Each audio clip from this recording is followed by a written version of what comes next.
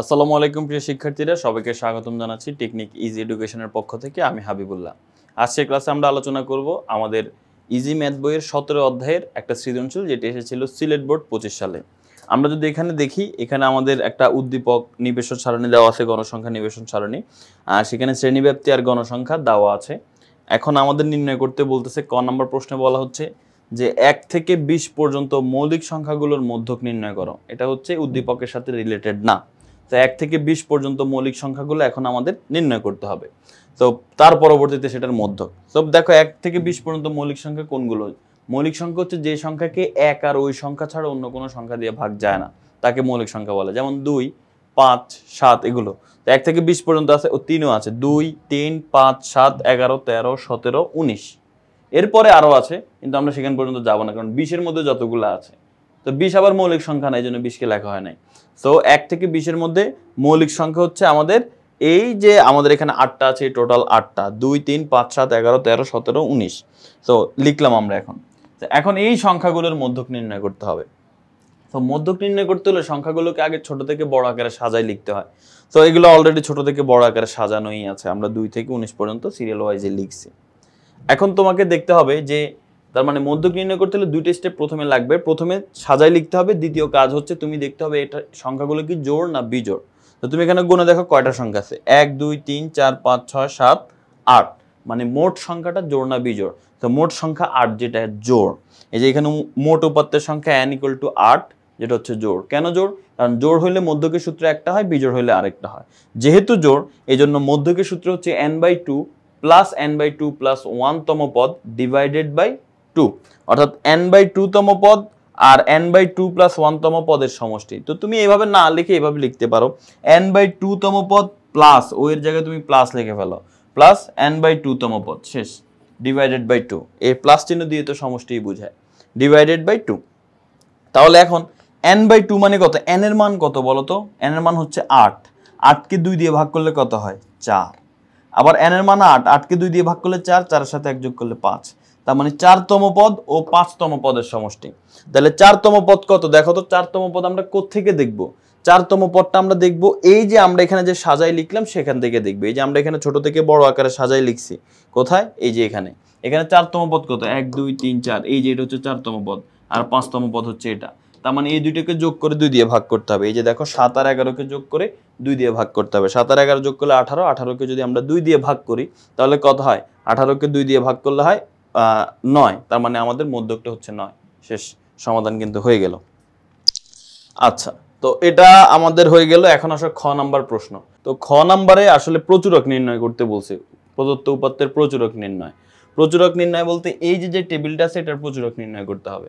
Normally তুমি গড় বলো, মধ্যক বলো, তার ছাড়া যে 3টা গ্রাফ আছে সেগুলোর জন্য যখন আমরা ম্যাথ করি তখন কিন্তু আমাদের টেবিলটার যে শ্রেণীব্যাপ্তের গণসংখ্যা থাকে তার বাইরেও আরো 2-1টা কলাম আমাদের অঙ্কন করা লাগে। কিন্তু প্রচুরক নির্ণয় করতে গেলে শ্রেণীব্যাপ্তের গণসংখ্যাই লাগে, আর কিছু লাগে না। সো তুমি চাইলে এই টেবিলটা অঙ্কন করতে পারো, আবার চাইলে না করলেও প্রবলেম নাই, তবে করে রাখতে পারো তোমার, তাহলে দেখে দেখে তুমি হচ্ছে ম্যাথটা করতে তোমার সুবিধা হবে আর কি। তো এখানে আমাদের বইয়ের মধ্যে এই টেবিলটা আর এক্সট্রা আরেকবার দেয় নাই আর কি, ঠিক আছে, ডাইরেক্ট ম্যাথ করে ফেলছে। তো চলো আমরা শুরু করি। তো আমরা যদি দেখি এটা হচ্ছে আমাদের প্রশ্ন, আর এই প্রচুরক নির্ণয় শুরু হয়ে গেল। এখন প্রচুরক নির্ণয় করতে গেলে তোমাকে আগে প্রচুরকটা কোনটা প্রচুরক শ্রেণী সেটা তোমাকে বের করতে হবে। তো প্রচুরক শ্রেণী বের করা খুবই সহজ। যেই শ্রেণীতে গণসংখ্যা সবচেয়ে বেশি আসে সেটা প্রচুরক শ্রেণী। তা আমাদের সবচেয়ে বেশি গণসংখ্যা হচ্ছে 12, যেটা হচ্ছে 46 থেকে 50 শ্রেণীতে, তার মানে প্রচুরক শ্রেণী 46 থেকে 50। এই যে দেখো সবচেয়ে বেশি গণসংখ্যা কত? সবচেয়ে বেশি গণসংখ্যা হচ্ছে 12। এই যে দেখো 12 সবচেয়ে বেশি গণসংখ্যা, তার মানে এটা হচ্ছে আমাদের প্রচুরক শ্রেণী। তো এবার প্রচুরকের সূত্রটা লিখবো, যে প্রচুরক সমান L plus F1 divided by F1 plus F2 into H। এটা হচ্ছে প্রচুরকের সূত্র। সূত্রটা লিখলাম। লিখার পরে এখন L কি? L হচ্ছে প্রচুরক শ্রেণী যেটা, সেটা নিম্নসীমে নিচের মানটা হচ্ছে L। এই যে দেখো L এর মান 46। F1 কি? F1 হচ্ছে প্রচুরক শ্রেণীর গণসংখ্যা থেকে বিয়োগ করতে হবে তার আগের শ্রেণীর গণসংখ্যা। 12 থেকে 4 বিয়োগ করলে কত হয়? 8। তাহলে এই যে F1 এর মান 8। এবার F2 এর মান কি? প্রচুরক শ্রেণীর গণসংখ্যা বিয়োগ পরবর্তী শ্রেণীর গণসংখ্যা। 12 থেকে 6 বিয়োগ করব 6। আর সর্বশেষ H কি? শ্রেণী ব্যবধান, অর্থাৎ যে কোনো শ্রেণীর নিম্নসীমা থেকে বিয়োগ করব তার আগেরটার নিম্নসীমা, তাহলে সেটা এইচ। এই 41 থেকে 36 যদি আমরা বিয়োগ করি তাহলে 5, তার মানে এইচ এর মান হচ্ছে 5। শেষ। তো এখন আমরা যদি খেয়াল করি যে আমাদের এখানে মানগুলো যদি আমরা বসাই ফেলি, বসানোর পর এখন আমরা ক্যালকুলেশন করে ফেলবো। এই 8 এর সাথে 5 গুণ করে দাও, 8 আর 5 গুণ করলে 40, 8 এর সাথে 6 যোগ করে দাও তাহলে হয় 14, 40 কে 14 দিয়ে যদি আমরা ভাগ করি তাহলে 2 পয়েন্ট সামথিং হয়, 2.857 এরকম একটা মান হবে। সেটার সাথে 46 যোগ করলে 48.857 এটা চলে আসবে। এটাই হচ্ছে আমাদের নির্ণয় প্রচুরক। তো প্রচুরকও কিন্তু আমাদের নির্ণয় করা হয়ে গেল। খ নাম্বার খুবই ছোট একটা ম্যাথ, প্রচুরক খুবই সহজ। এবার আসো গ নাম্বার। গ নাম্বার প্রশ্নে কি বলা হয়েছে যদি আমরা দেখি, এখানে বলা হচ্ছে উপাত্তের অজীব রেখা অঙ্কন করো। এই যে টেবিলটা আছে এটার অজীব রেখা অঙ্কন করতে হবে। তো আমরা অজীব রেখাতে চলে আসি। অজীব রেখা যদি আমরা অঙ্কন করতে যাই তাহলে আমাদের একটা কলাম এক্সট্রা আঁকতে হবে। এই যে শ্রেণীব্যাপ্তি আর গণসংখ্যা তো দেওয়া আছেই, প্রশ্ন দেখে দেখে লিখবো, আমাদেরকে অঙ্কন করতে হবে এই ক্রমযোজিত গণসংখ্যা। তো ক্রমযোজিত গণসংখ্যা লেখা খুবই সহজ। গণসংখ্যা যত, ক্রমযোজিত গণসংখ্যা ততই হয় প্রথম ঘরে। এরপরে কোনাকুনি হয়, এই 3 এর সাথে 4 যোগ হয়। এই যে এই 3 এর সাথে এই 4, 3 আর 4 যোগ করলে কত হয়? 7, 7 এর সাথে 12 যোগ হয়, 7 আর 12 যোগ করলে কত? 19, 19 এর সাথে 6 যোগ হয়, 19 আর 6 যোগ করলে 25, 25 আর 3 যোগ করলে 28, 28 আর 2 যোগ করলে 30। এই যে ক্রমযোজিত গণসংখ্যাগুলো এভাবে হচ্ছে তোমাকে নির্ণয় করে নিতে হবে। এখন আসো ক্রমযোজিত গণসংখ্যার পরে আমরা আমাদের ছকটা অঙ্কন করা শুরু করব। ছকের মধ্যে আমাদের দুইটা অক্ষ লাগে, একটা হচ্ছে এক্স অক্ষ, একটা হচ্ছে ওয়াই অক্ষ। তো এক্স অক্ষটার নাম দিব আমরা এই যে এক্স ও এক্স প্রাইম, আর ওয়াই অক্ষের নাম দিব ওয়াই ও ওয়াই প্রাইম। এবার আমরা যে কাজ করব সেটা হচ্ছে এক্স অক্ষ বরাবর কার মান বসাবো? দেখো শ্রেণী উচ্চসীমা, শ্রেণীর উচ্চসীমা। এই যে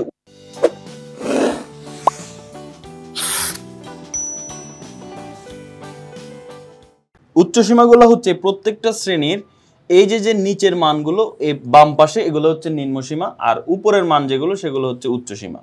এটা নিম্নসীমা, এটা উচ্চসীমা। তো এখন এইখানে ডান পাশে যতগুলো মান আছে সবগুলো হচ্ছে উচ্চসীমা। এই সবগুলো উচ্চসীমা আমাদের লিখতে হবে 40 থেকে 65 পর্যন্ত। তবে তুমি এখানে একটা জিনিস কাজ করবা, সেটা কি? সেটা হচ্ছে এই উচ্চসীমা সবগুলো তো লিখবা, তবে একটা উচ্চসীমা এক্সট্রা লিখবা। কোনটা? এই 40-এর আগে যদি কোনো শ্রেণী থাকতো তাহলে সেটার উচ্চসীমা কত হইতো সেটা তোমাকে লিখতে হবে। দেখো 65-এর আগে 60, 55, 50, 45, 40, তার মানে আগে কোনোটা থাকলে সেটা 35 হইতো। তার মানে তুমি এক্স অক্ষ বরাবর উচ্চসীমাগুলো লিখবা, ঠিক আছে, তবে 40 থেকে না লিখে তুমি 35 থেকে 65 পর্যন্ত লিখবা, ঠিক আছে? কেন 35 থেকে লিখতেছে একটু পরে আমরা আলোচনা করব। এই যে দেখো 35, 40, 5 ঘর পর পর দেখো একটু গ্যাপ রেখে, এই যে এইখান থেকে একটু গ্যাপ রেখে তারপর 35 থেকে শুরু করলাম। দেখো এখান থেকে শুরু করলাম, এই 35 থেকে শুরু করব। তো 5 ঘর পরে 40, 5 ঘর পরে 45, 55, 50, 55, 60, 65 পর্যন্ত আমি বিন্দুগুলো নিলাম। এক্স অক্ষের কাজ শেষ, তুমি এখানে লিখে দিবা শ্রেণীর উচ্চসীমা ছক কাগজের মধ্যে। এরপরে ওয়াই অক্ষ বরাবর আমরা নিব এই যে ক্রমযোজিত গণসংখ্যা বের করছি সেগুলো। তো এখানে সবচেয়ে বেশি ক্রমযোজিত গণসংখ্যা হচ্ছে আমাদের 30 পর্যন্ত আছে, তার মানে আমাদের এক্স ওয়াই অক্ষ বরাবর 30টা ঘর লাগবে। তো দেখো এই 0 থেকে 5 এই ওয়াই অক্ষে মান লেখার ক্ষেত্রে 5 5 5 করে লেখে মানে ম্যাক্সিমাম টাইম। তো এটাই করবা, 5 ঘর উপরে একটা বিন্দু দিবা, 5 ঘর উপরে 10, আরো 5 ঘর উপরে 15, 5 ঘর উপরে 20, 25, 30 পর্যন্ত লিখলে হয়। অনেকে 35 40 পর্যন্ত লিখে রাখে, বাট 30 পর্যন্ত লিখলে হবে। তোমার এখানে যতটা সর্বাধিক মান তত পর্যন্ত থাকতে হবে, মেইন কথা হচ্ছে সেটা। আচ্ছা, এবার আসো আমরা আমাদের চিত্রটা অঙ্কন করা শুরু করি। দেখো শ্রেণীর উচ্চসীমা যখন 35, ক্রমযোজিত কোনো গণসংখ্যা নাই, তাহলে 40 বরাবর বসাবো। যখন 40, ক্রমযোজিত গণসংখ্যা 3, এই 40 বরাবর 3 ঘর উপরে বিন্দু দিবা। 45 বরাবর 7 ঘর উপরে বিন্দু দিবা। 50 বরাবর 19 ঘর উপরে বিন্দু দিবা। 55 বরাবর 25 ঘর উপরে বিন্দু দিবা। এরপরে 60 বরাবর 28 এবং 65 বরাবর 30 বিন্দুগুলো দিবা।